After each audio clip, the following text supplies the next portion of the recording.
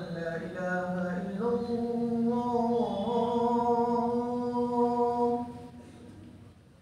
أشهد أن لا إله إلا الله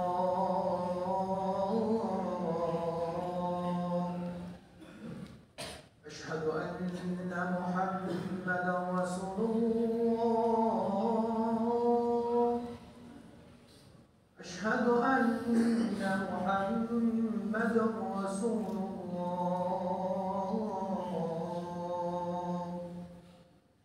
حي على الصلاة حي على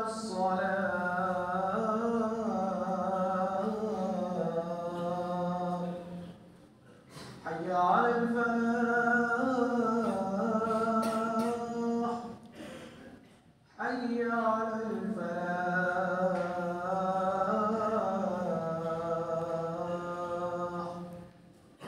الله أكبر الله أكبر لا إله إلا الله.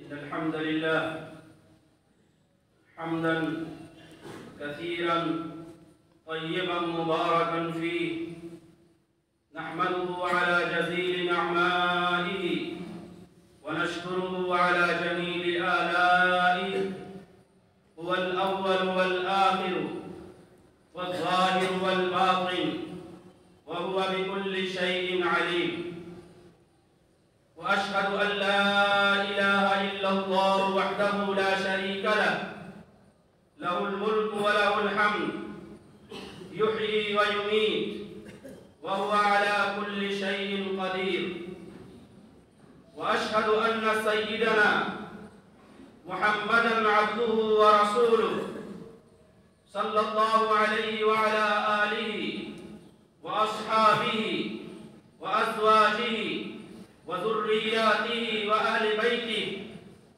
ومن تبعهم بإحسان إلى يوم الدين أما بعد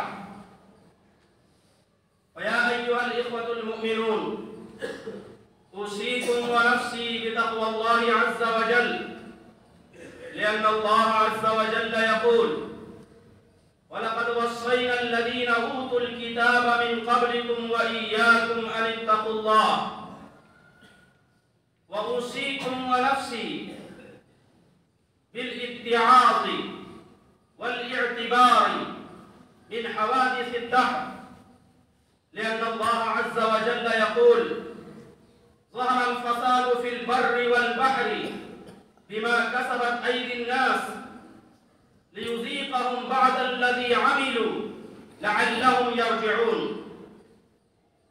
أيها الإخوة المؤمنون زلزال تركيا وسوريا وما جاورها من البلدان زلزال رهيب رعيب زلزال زلزل الناس كافة زلزال زلزل النفوس والقلوب زلزال زلزل المباني والقصور الناطحات للسحاب وقد ارتفعت حصيلة القتلى إلى 20,000 وما زاد على ذلك من بين شيخ وعجوز وشاب وطفل ورضيع وفطيم وصغير وكبير وقد ذهب الناس نحو هذا الزلزال مذاهب شتى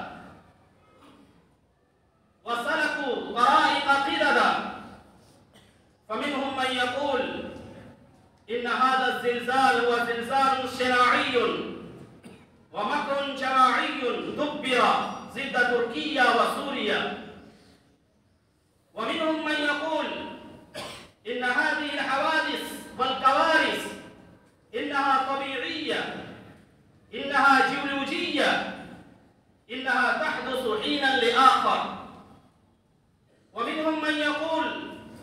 إن هذه الحوادث إنها تحدث في مناطق، وهي مناطق الزلازل والقلاقل، ذلك لأنها تقوم على 4 صفائح وما إلى ذلك. لكن الواقع أن هذه الزلازل إنها منبهات وموقظات للإنسان من الغفلة، وإنها العذاب الأدنى دون العذاب الأكبر. قال الله سبحانه وتعالى: ولنذيقنهم من العذاب الأدنى دون العذاب الأكبر لعلهم يرجعون. أيها الإخوة المؤمنون، لا شك أن الساعة حق وأن القيامة حق، لكن للساعة وللقيامة أشراطا وعلامات، وهذه الأشراط إنها تنقسم إلى صغرى وكبرى. فالأشراط الكبرى هي طلوع الشمس من المغرب، ونزول عيسى ابن مريم عليه الصلاة والسلام، وظهور المهدي، وخروج الدابة، وخروج الدجال، وخروج يأجوج وماجوج.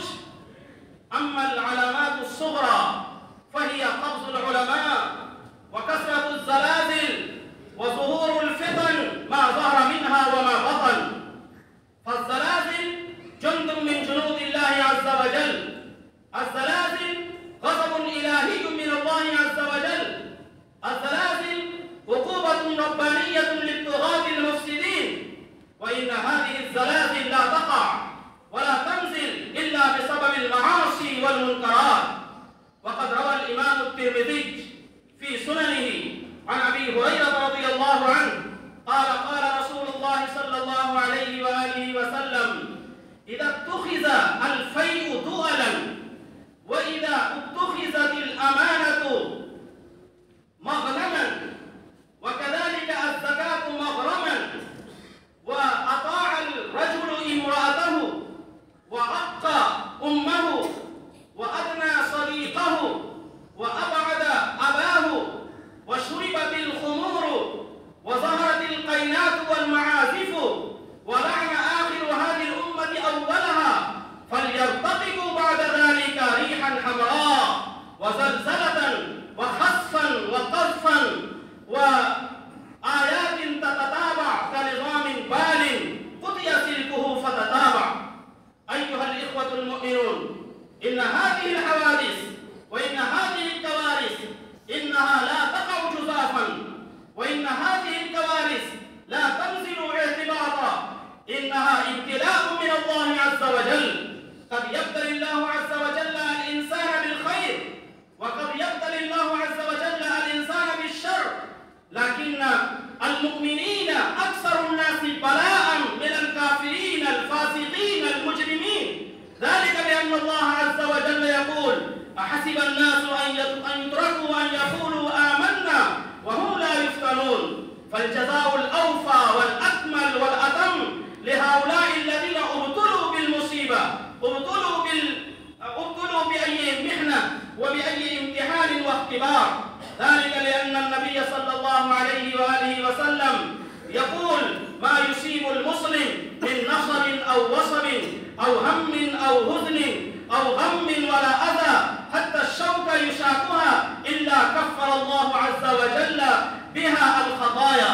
فالذين ماتوا والذين ذهبوا ضحية هذا الزلزال كلهم شهداء عند الله عز وجل، لأن النبي صلى الله عليه وسلم قال: المبطون شهيد، والمطعون شهيد، والغريق شهيد، والحريق شهيد، والسل شهيد، والملدوغ شهيد، والمجاهد في سبيل الله شهيد. والحكمة الثانية من وراء هذه الزلازل أن الله عز وجل يوقظ الغافلين النائمين، وأن الله عز وجل ينبههم على قدرته الكاملة ومشيته المطلقة الحرة.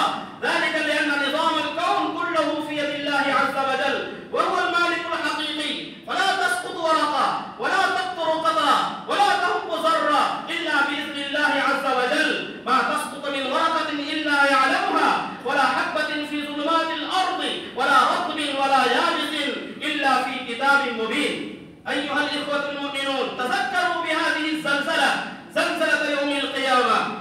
زلزلة يوم القيامة شيء غريب، شيء عظيم. ذلك لأن الله عز وجل يقول: إذا رجت الأرض رجا وبست الجبال بسا فكانت هباء منبثا. وقال تعالى: وحملت الأرض والجبال فدكتا دكة واحدة فيومئذ وقعت الواقعة.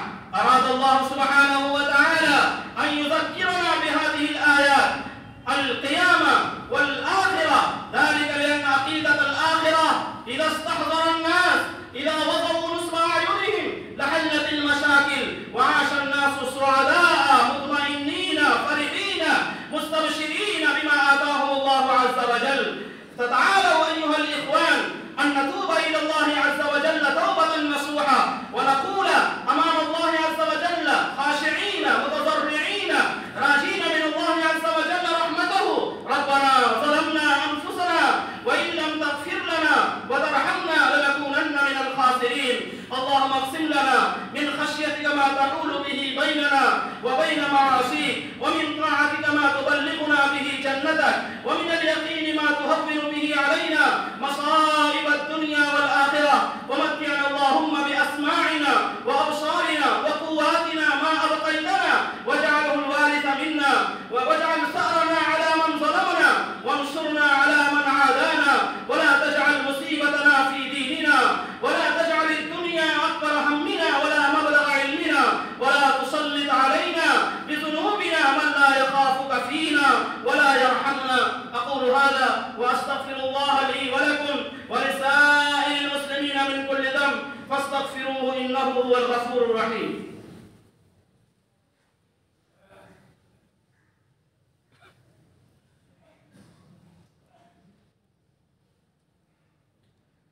الحمد لله نحمده ونستعينه ونستغفره ونؤمن به ونتوكل عليه، ونعوذ بالله من شرور أنفسنا ومن سيئات أعمالنا.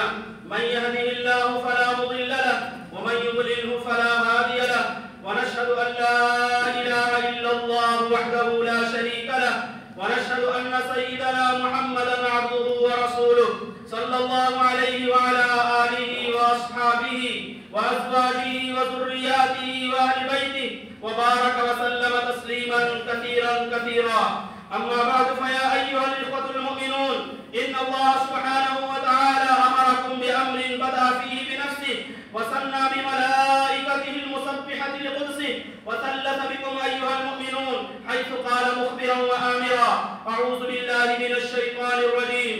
إن الله وملائكته يصلون على النبي يا أيها الذين آمنوا صلوا عليه وسلموا تسليما.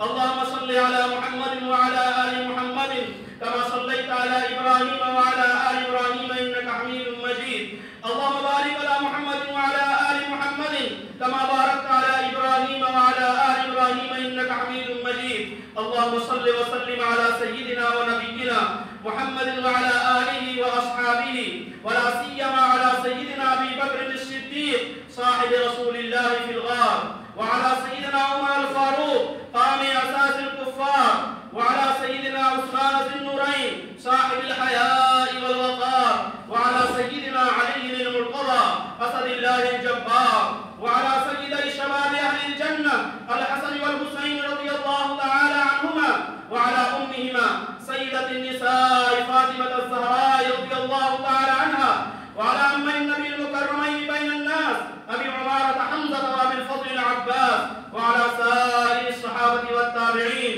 ومن تبعهم بإحسان إلى يوم الدين. أولئك حزب الله، ألا إن حزب الله هم المفلحون. اللهم اغفر لي ولمن أحسن إلي ولوالدي ولجميع المؤمنين والمؤمنات.